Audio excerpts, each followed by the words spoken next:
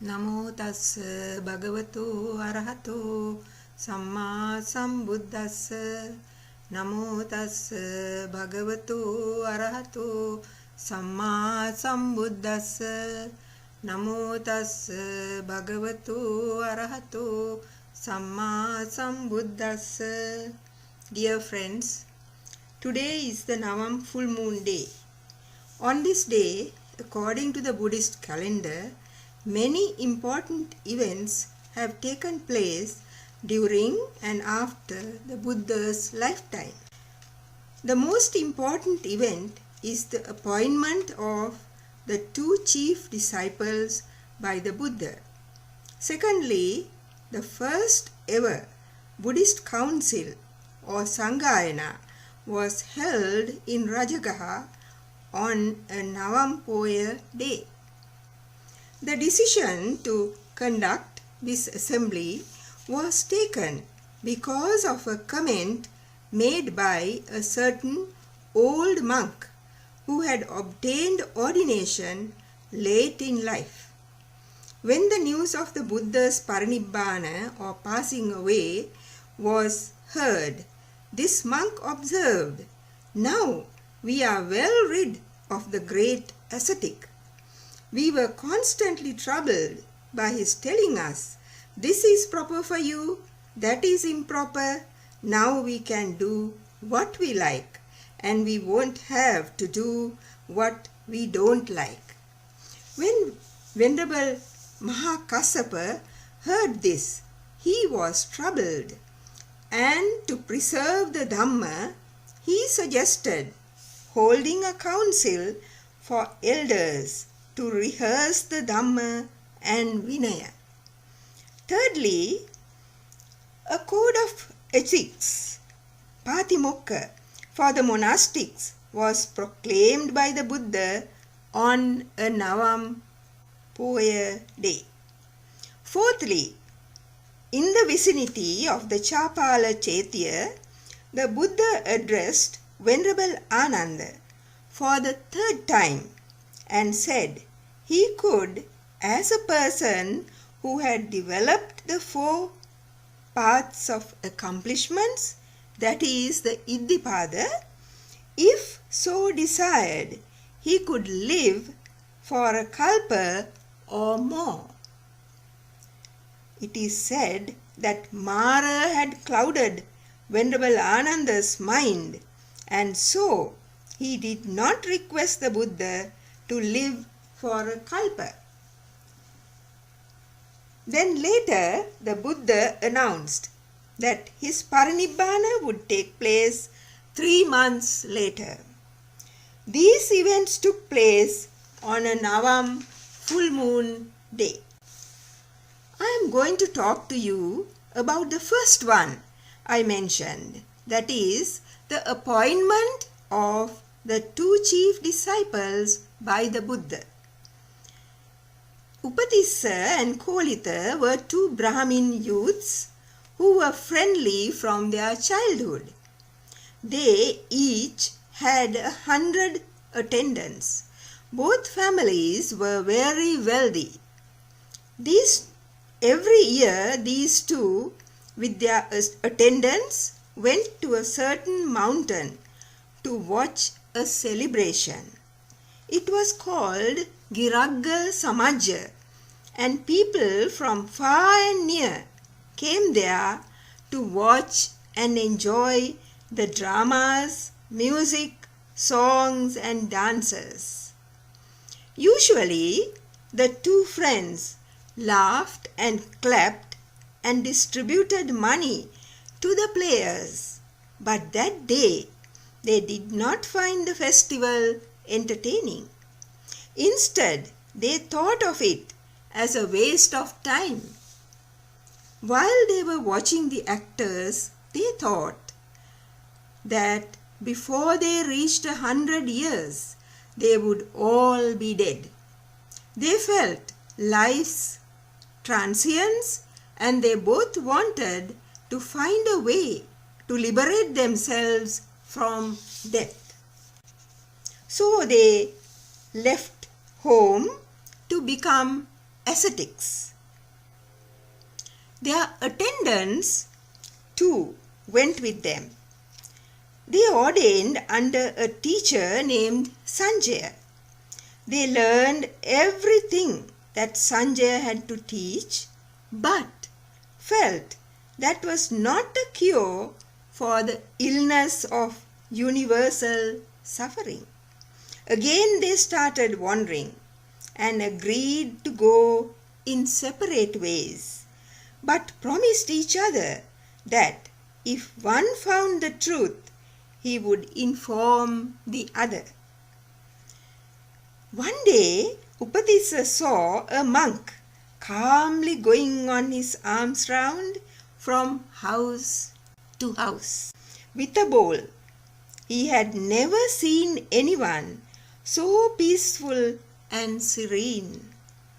This was Venerable Assaji, who was one of the 5 ascetics who listened to Buddha's first sermon, the Dhammacakkappavattana Sutta, and ordained under the Buddha. By that time, he was already an arahant. So, Upatissa followed him, and when the monk had collected enough food, he looked for a place to sit and eat his meal. At that point, Upatissa went forward and offered the seat that he carried and served him with water to wash his hands and also to drink. These paribhajakas, like Upatissa, carried a water vessel, cup and a folding seat wherever they went. After performing the duties of a pupil, Upatissa courteously said, "Friend, your features are calm and your complexion is bright and pure. Who is your teacher? What Dhamma do you follow?"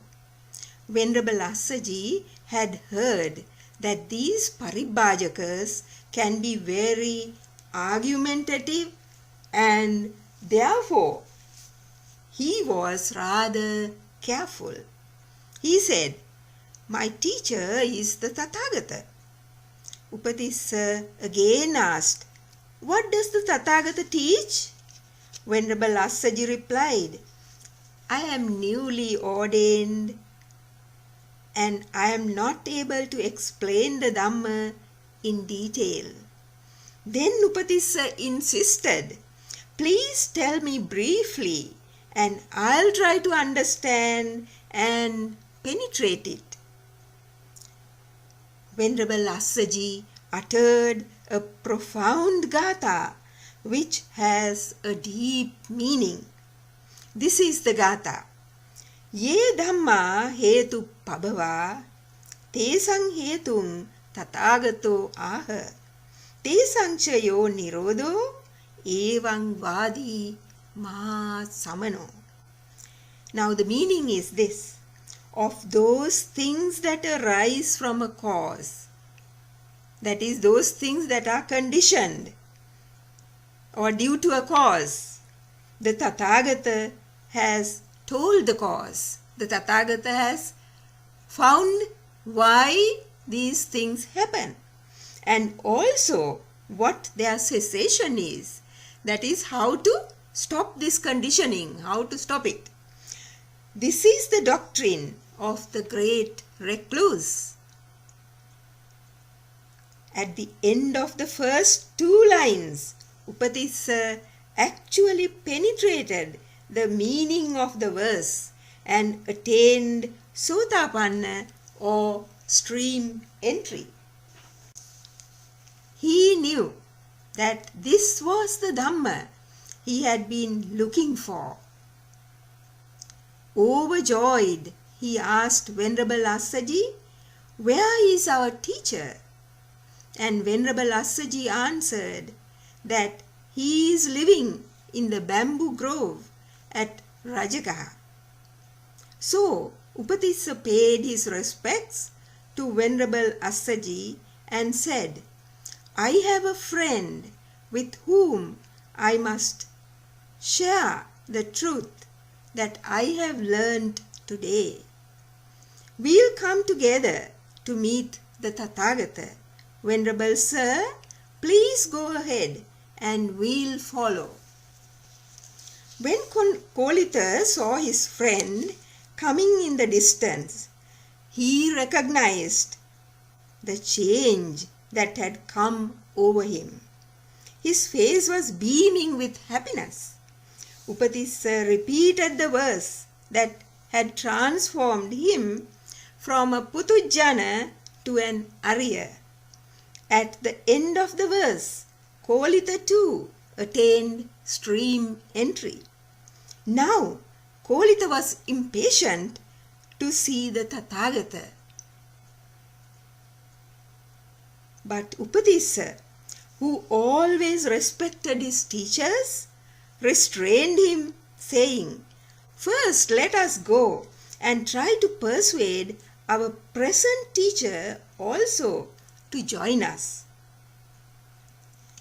Later, he showed great devotion to Venerable Assaji as his teacher, who first gave him the Dhamma. Before sleeping, he would pay respect with clasped hands towards the direction in which Venerable Assaji was at that time, and turn his head in that direction while sleeping. That is, Upatissa, who was so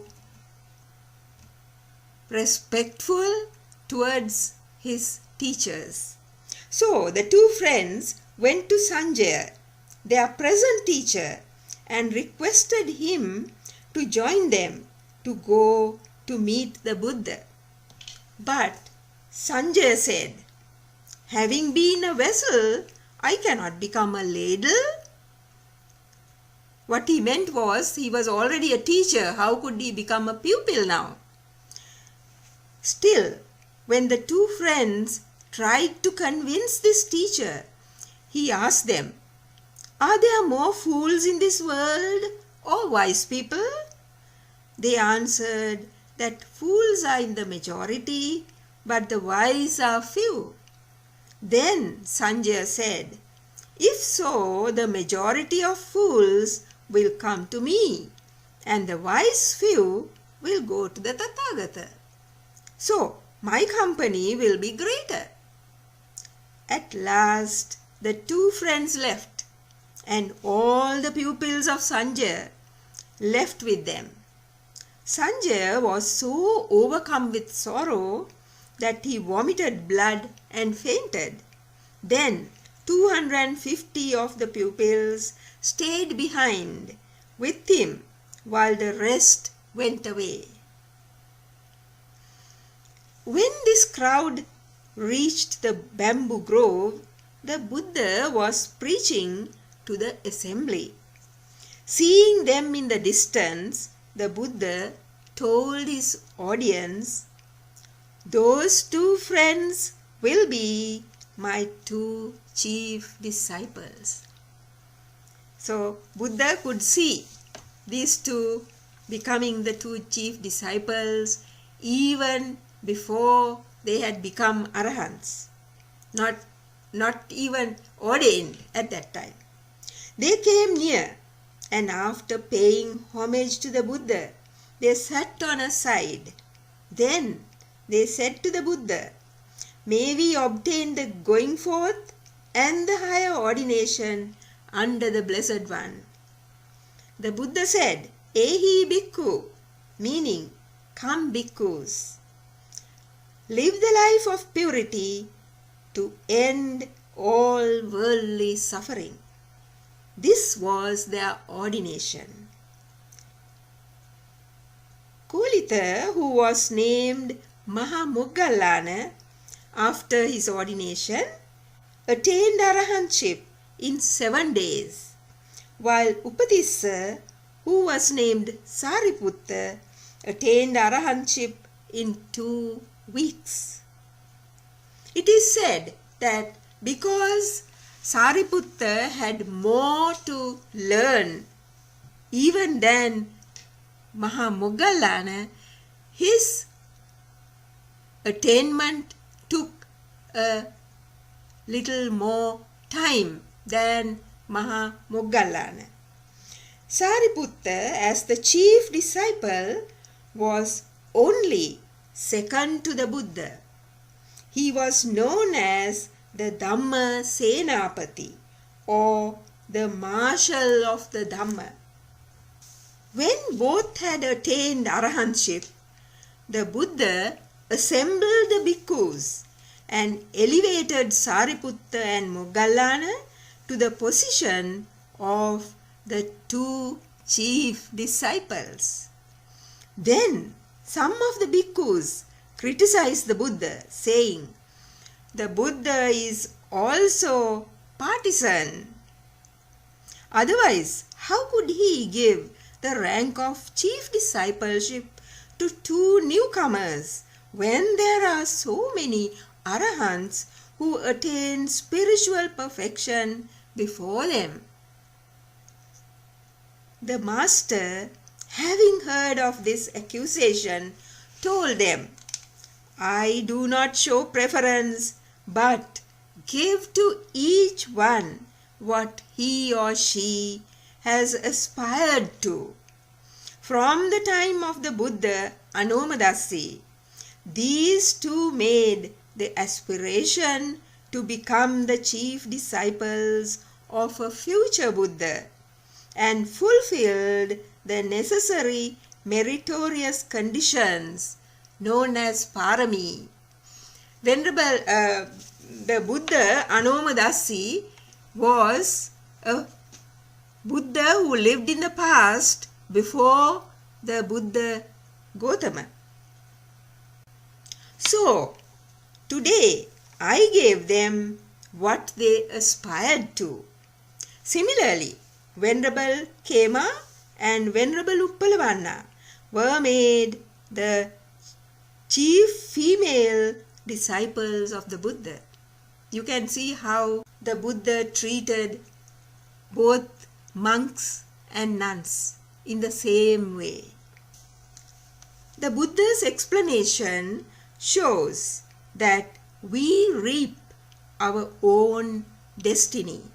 It's not the product of our intentions and actions within the present life only, but an accumulation of past experience in many past lifetimes. So, being envious of others' good fortune, judging or condemning others, or blaming and wanting to punish others will only result in creating bad karma for us.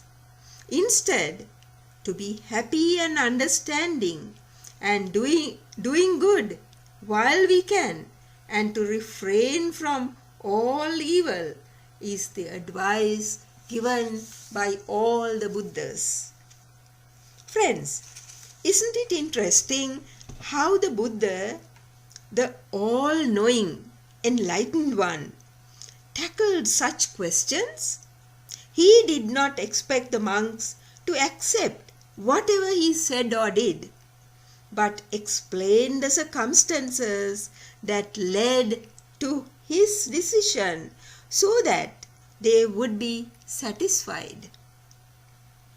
We find many instances where the Buddha invites the bhikkhus to investigate him, like in the Vimansaka Sutta of the Majjhima Nikaya. The Buddha's responsibility is shared by the chief disciples by supervising the affairs of the Sangha, giving instructions when necessary, elaborating the Dhamma given briefly by the Buddha, etc.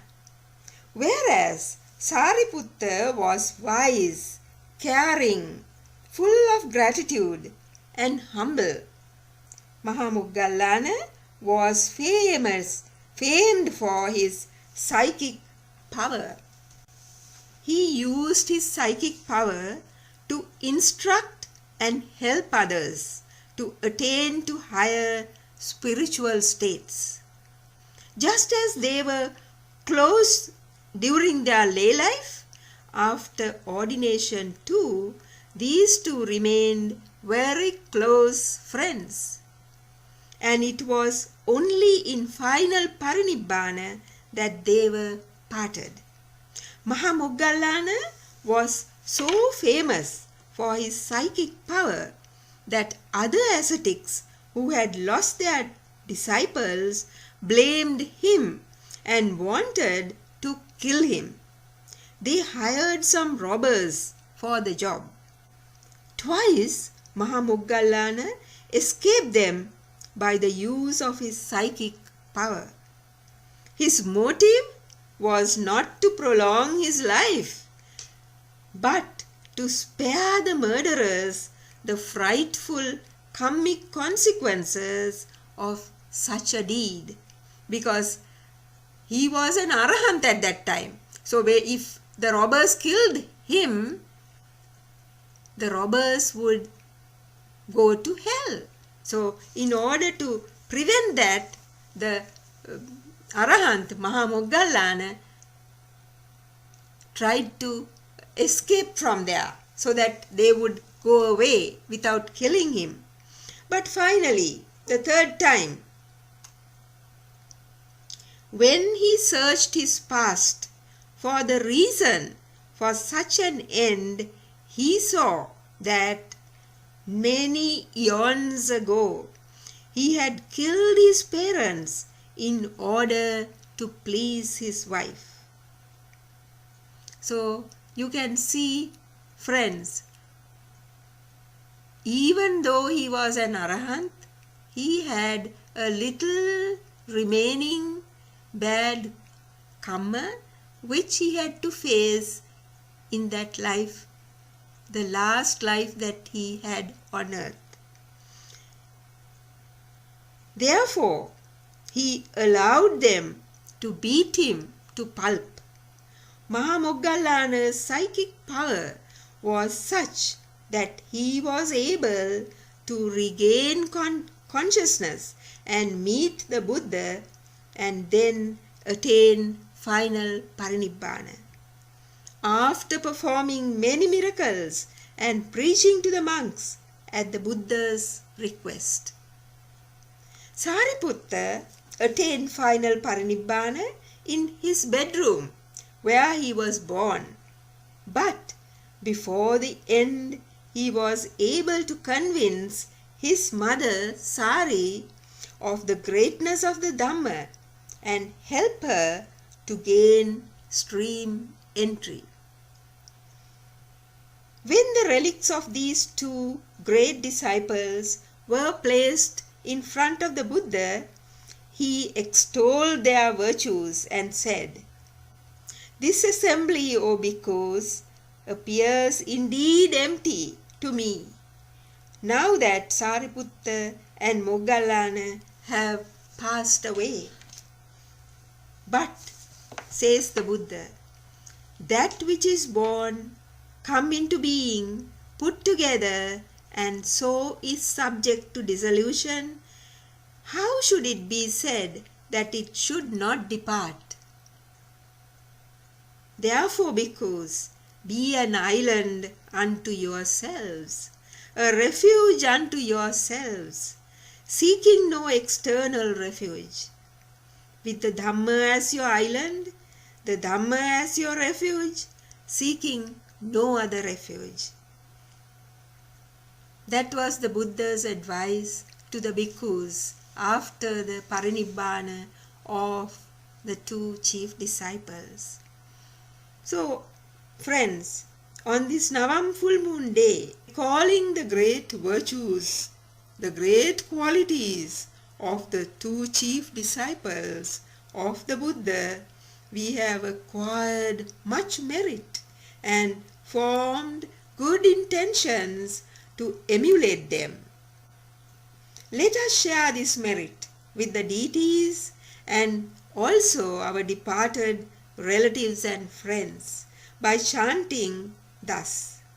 Ettavatacha amhehi sambhatang punya sampadang sabbe deva anumodantu sabbe bhuta anumodantu sabbe satta anumodantu sabba sampatti siddhya.